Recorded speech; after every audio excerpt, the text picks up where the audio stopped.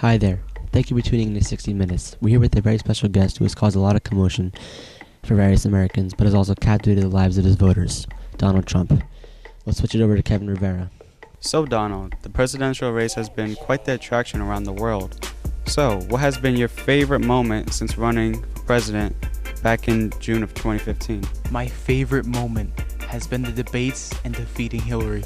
One of your biggest success stories was buying the building 40 Wall Street. Was that nerve-wracking for you?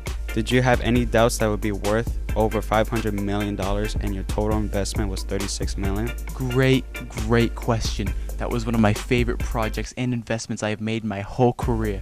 I love New York, and to think that I could have that wide of a profit margin is mind-blowing. I am very proud of that project.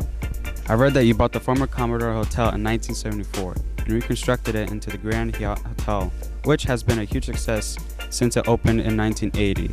How did it feel when you started noticing positive ROI?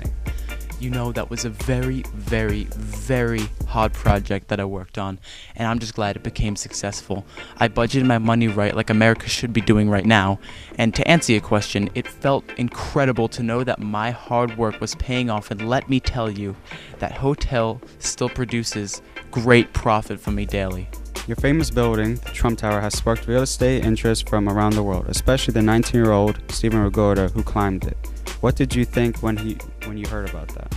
I was hoping that the 19-year-old wouldn't get hurt, and I was hoping that he'd be able to get down safely. I appreciate that the NYPD was able to get him down safely before any disaster really could occur.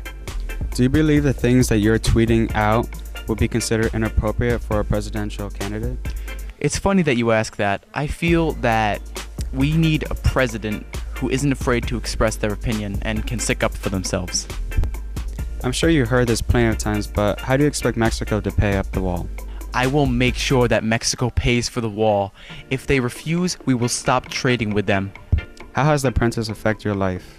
The Apprentice grew my followers and attracted my fan base that I have now as voters. In your early life, your family sent you to New York Military Academy at the age of 13. Is that true?